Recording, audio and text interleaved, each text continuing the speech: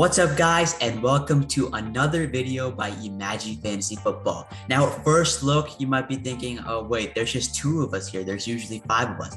Well, unfortunately today, we have a little shortage in IMAGI employees, you could say. Three of our members are out on vacation. They could not make it to today's recording, but do not worry. We still have a banger for you guys today. We have an interesting video. We're going a zero running back versus zero wide receiver draft. Now, this is not just like drafting like zero running backs into your entire roster, because of course you're going to need a running back, and of course you're going to need wide receivers.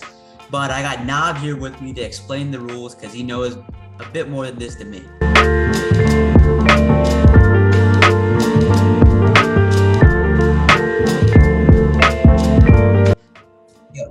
So for zero running backs and zero wide receivers, the main gist of it is to be drafting for value. So if you have zero running backs, you're basically going to go like, oh, I'm going to beat you at quarterback. I'm going to beat you at wide receiver. I'm going to beat you at tight end. I'm going to beat you at flex. I'm going to beat you at all those positions. Sure, I'll be worse than you at running back to start the year. But as the season progresses, running back injuries are so common. Then as that happens, you're going to go on waivers. You're going to pick them up. And also, you're going to be picking high upside running backs at the end of the draft. Like guys who are backups right now, but they could end up with a starting role like Latavius Murray, Alexander Madison, those type of guys. Those are the type of guys that would be in your lineup. For the zero wide receiver strategy, the basic gist of that is, lots of wide receivers can produce the same amount of points.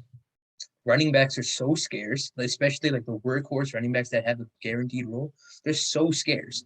But the wide receivers, it's always so deep, and especially this year of all years, it is extremely deep. So the gist of a zero wide receiver, you're going to have a great quarterback. You're going to have an amazing running back core. Your tight end's going to be solid. You're going to have a solid flex as well. But your wide receivers, sure, they might not look great at first glance, but you'll be getting the points you need to win on a week-by-week basis. And to win a championship, that's basically what you need to do. You have to just win on a week-by-week basis. So, sir, these strategies, you should never be forcing either zero running back or zero wide receiver. Never force them. It depends on the value that falls to you through the draft. So if, say Clyde Edwards-Helaire, this is an example I use. So if you're drafting at the end of the first round, right? And you start off with two wide receivers, and then at the end of the third round, hey, you want to fully commit to the zero running back strategy? Well, say someone like Clyde Edwards-Helaire just follows you at the end of the third. Don't just be stubborn and don't pick Clyde because you want another wide receiver, because you want to be all in.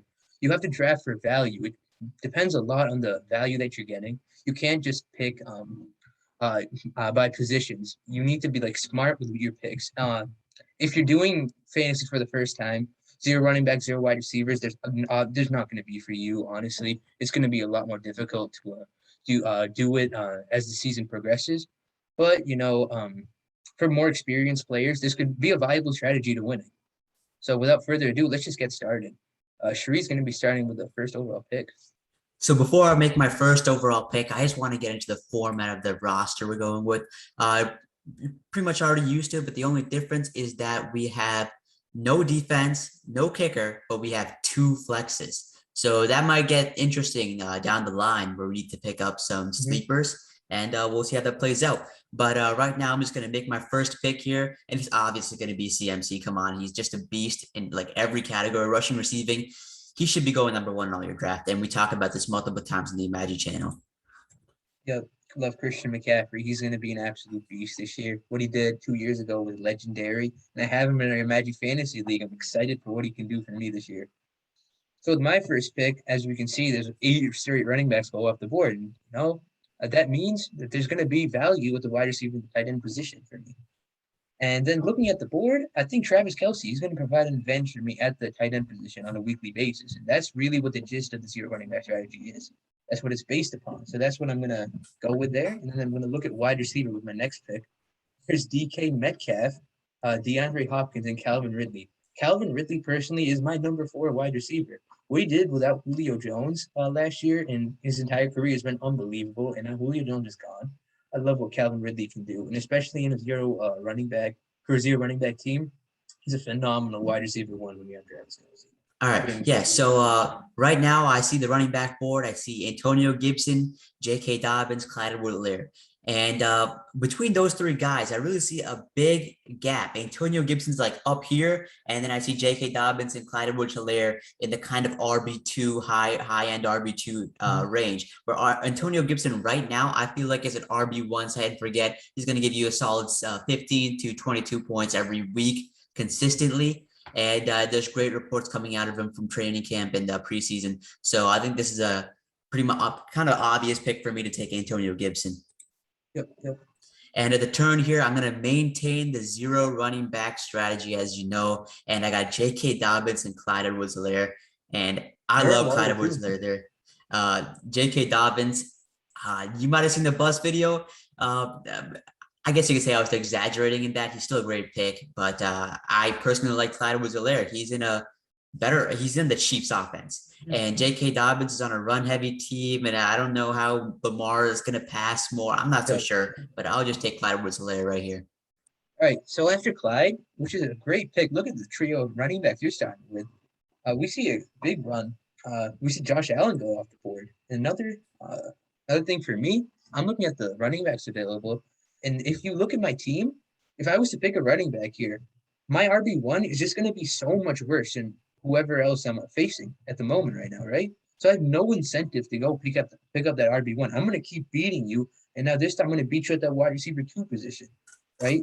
And now for me, I have Allen Robinson super high. I think it's going to be a phenomenal pick this year. He has a solid, super solid floor, and then an upside just absolutely just go off because you know how talented he is. So I love Allen Robinson.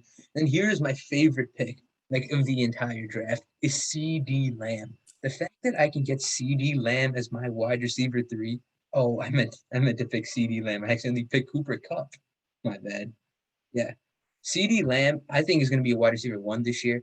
And he's just an absolute beast. If you've seen what he's doing in training camp, it's unbelievable.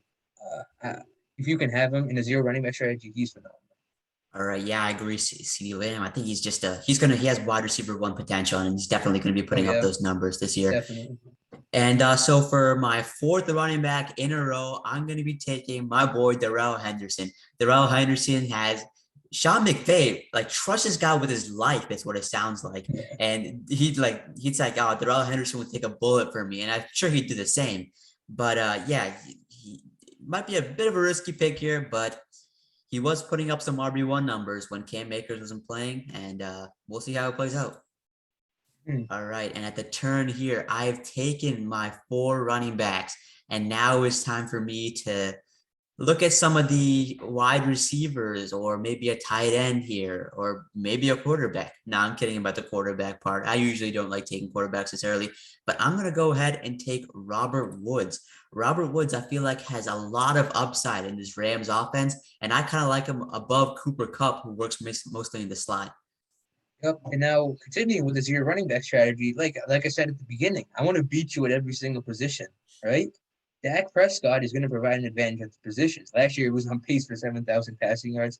Obviously, I'm not expecting that, but he's going to be phenomenal in fantasy this year. Sure, he has a shoulder injury, but I'm not really so worried about that, especially after the reports that came out with, like, Stephania Bell was saying she's not worried. So, I think we can chill it on the Dak Prescott demise.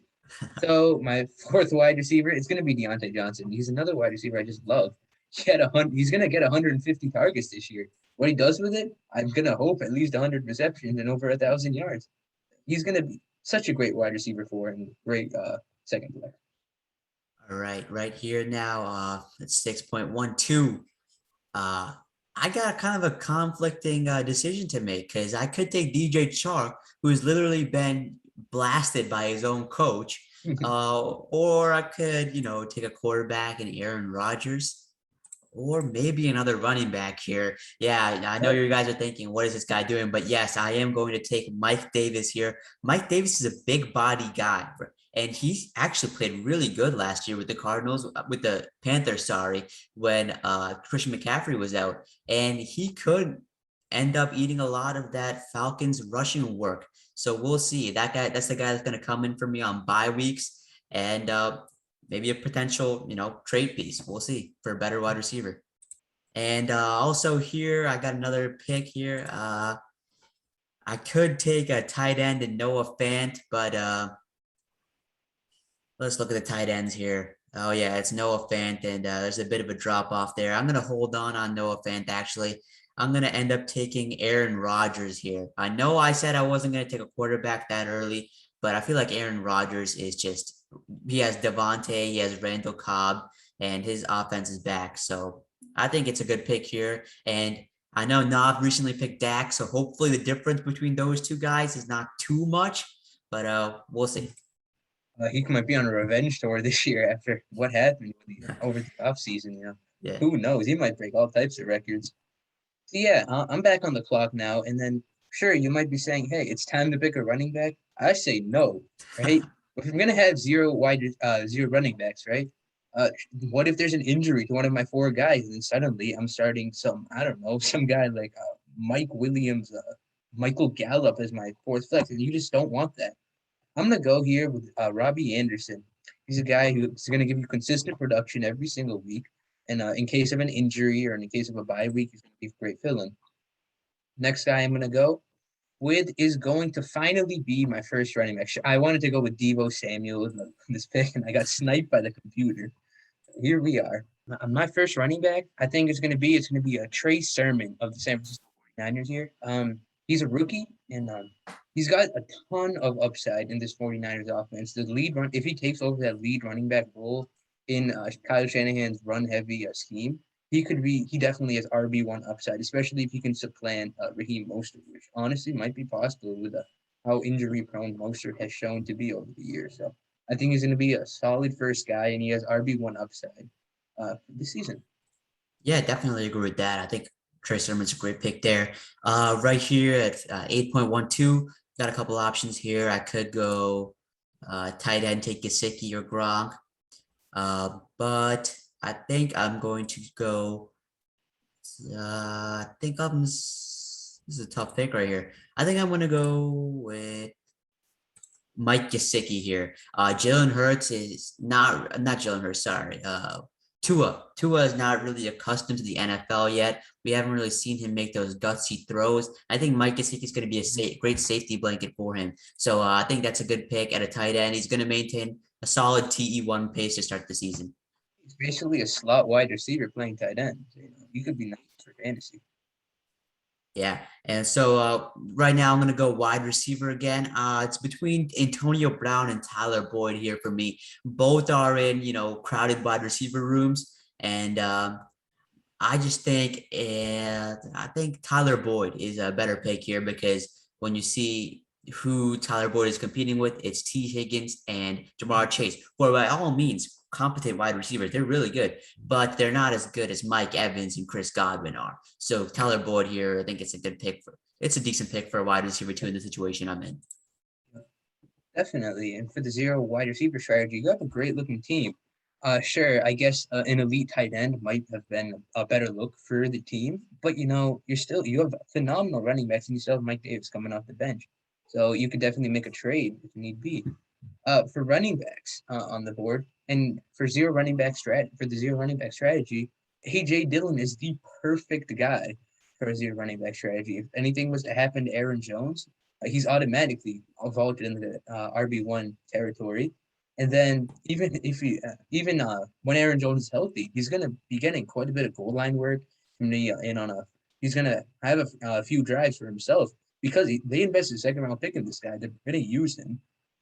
So I love AJ Dillon, especially in the late ninth round. And for a zero running back team, he can definitely be a huge boost to the team, especially late in the season as the injuries start to pile up. The next running back I'm going to go with is going to be Gus Edwards. Just in this past preseason game, I'm pretty sure Gus Edwards and J.K. Dobbins had the same amount of touches in that Ravens offense. So I think people are underestimating how involved Gus Edwards is going to be. And he's going to be a solid floor guy, 8 to 10 points every week. And if J.K. Dobbins goes down, that he could have an unbelievable season. Yeah, definitely. Gus Edwards. You could watch the IMAGI Bus videos. I do talk about Gus Edwards, and it's a brand new 2-year, $10 million deal. But looking at my pick right now, a lot of guys I wanted went away, and so I'm kind of regretting taking Antonio Brown there and Tyler Boyd. I mean Tyler Boyd there. But like Corey Davis, he had a great preseason game. Marquise Brown, I love, Mhm. and a lot of good wide receivers. But right now, I am going to take Henry Ruggs. Henry Ruggs is in a run-heavy offense, but he's the number one guy. He's fast, and he can be great on a lot of those underneath routes to beat that zone defense and or man-to-man defense as well. So I think Henry Ruggs is a great candidate for a breakout year, especially if Darren Waller is drawing a lot of safety help and a lot of double team. Henry Ruggs could be a candidate for a really good year. Again, here at the turn, I'm looking at wide receivers. A lot of these guys fit into the same category, but Michael Gallup kind of jumps out at me here. Dak is back, and he had a pretty good season last when Dak was healthy, and so maybe he could emerge as a wide receiver three candidate. I know he's nothing more than a flex or a bench piece right now, but again, when you're going zero wide receiver, you need to pick a lot of high upside guys, as Nob is doing with the zero running back. He's picking a lot of high upside running backs. Yeah, and if Amari Cooper or CeeDee Lamb was to go down, which I hope doesn't happen for my team's sake, but if one of them were to go down, he's automatically a wide receiver too, with wide receiver one upside on a weekly basis. So I love Michael Gallup this year as well, especially at how late he's going. For me, I am going to go for another grade zero running back guy, and it's going to be Tony Pollard. Sure, Zeke doesn't usually get hurt, but in the off chance that he does, he's automatically a great RB1. With definitely a guy with top five upside. Ah, man, I really wanted Trey Lance on the turn here. That really messed me up right there. Damn. Okay. So now time to reroute it. So another guy that I'm starting to like warm up on. I didn't really like Mecole Hardman at the beginning of the offseason. I didn't really believe in him, but based on how he's being used in this Chiefs offense, he's definitely locked up that wide receiver two position. And sure, in years past, it's not been a very valuable position in fantasy. But Mecole Hardman, he definitely has that big play upside. And then if anything was to happen to Tyreek Hill, I could definitely see him thrusting into a high end flex, low end wide receiver two type role. So who knows? Mecole Hardman could have a lot of upside this year. So with my pick here, yeah, I definitely agree, Nav, by the way, that Miko Hardman is a great candidate for a breakout with Sammy Watkins gone, especially. And you see JD McKissick gone, and you might be thinking, oh, Shree, did you want to cuff him up or something? But in zero wide receiver, like you don't really have much of a breathing room to cover up people because you got to keep drafting wide receiver with a high upside in case one of your guys doesn't make it. For example, if you're looking at my team, Tyler Boyd and Michael Gallup, Henry Ruggs, there's a lot of guys that could easily bust this year. And so I got to keep looking at high upside wide receivers here. It's between right now. It's between Nelson Aguilar and Cole Beasley for me. And I'm going to go with Cole Beasley here because Stephon Diggs is not Stephon Diggs, sorry, Emmanuel Sanders has been dealing with an injury lately, and we'll see how that plays out. But Cole Beasley's was giving you 10 a week before.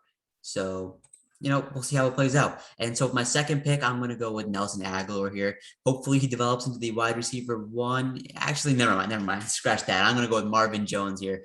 Definitely a better pick than Aguilar because Aguilar is in a heavy, pretty crowded offense. And Marvin Jones, I think he was great in Detroit, and he could be great in Jacksonville. We'll see.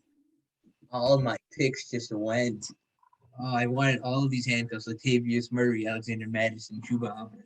All would have been great right here for my strategy. That really hurts, and I really didn't plan for anything else. It's like Devontae Booker. Sure, he's available, and he's the clear backup to Saquon. But it is Devontae Booker at the end of the day. Let's calm down. He's not going to be any. Even if Saquon was to miss time, I'm still not confident that he would have much of a role. So now I'm going to be looking at some of the rookies and see who could be available. There's nothing there. Dang, there's really no one here. But on a weekly basis, I'm going to need a running back that can provide at least somewhat of a floor for me on a weekly basis. And I think that guy can be Giovanni Bernard. Bruce Arians just said that he's going to have a role this week. And I really don't like Giovanni Bernard at all. He is not it. He's what, 30 plus years old now? I think he's 29. He's been in the league for so long now. Giovanni Bernard at the beginning of the year, at least he'll be able to give me like that solid floor if I need to pick a guy like that.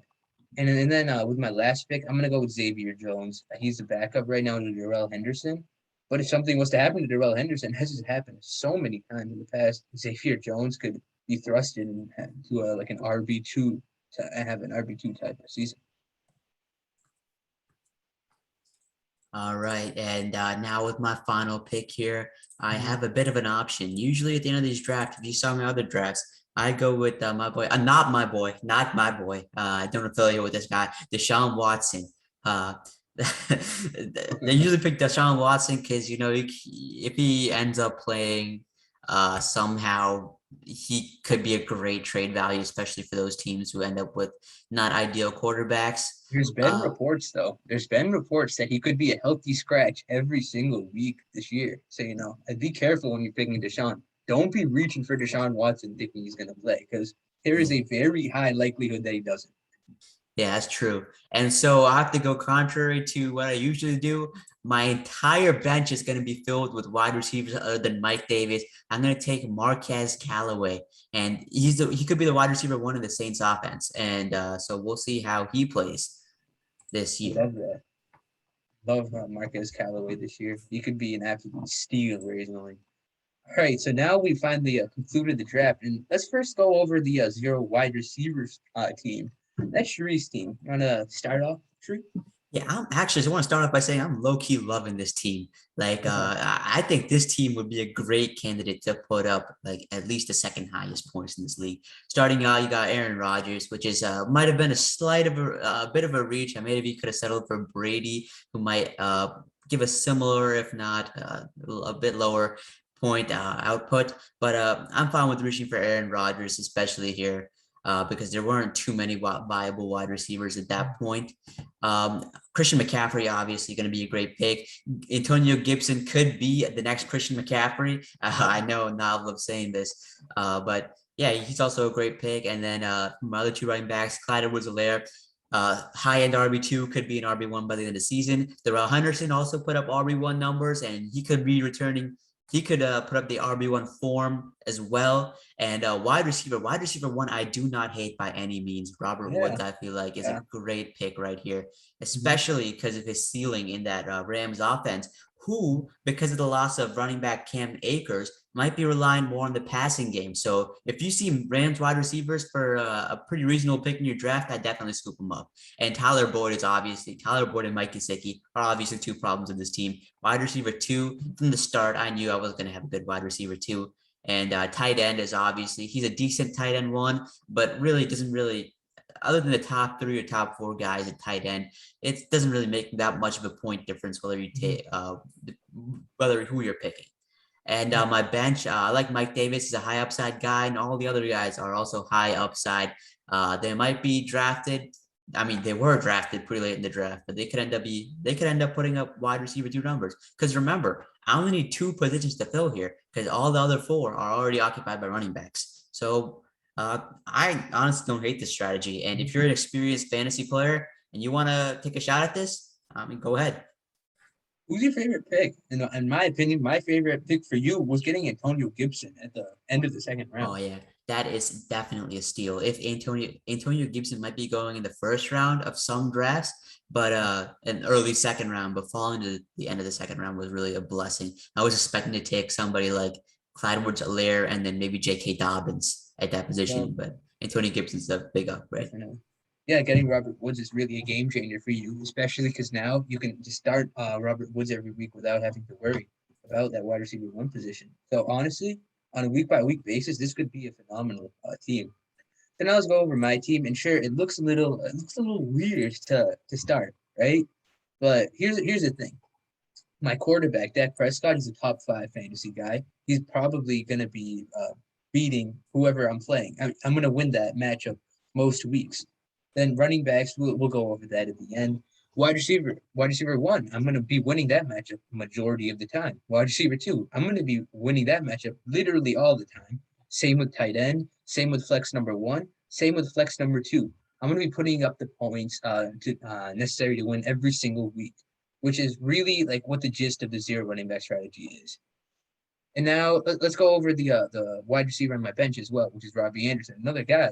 He's got some upside. Last year, 95 receptions, 1,100 yards, and he's bound for some positive touchdown regression metrics. Reuniting with Sam Darnold as well. And Yep. he had if there's anybody that made Sam Darnold look good, it was Robbie Anderson. He was still a viable Yeah, fantasy starter on the Jets, which is just crazy in itself.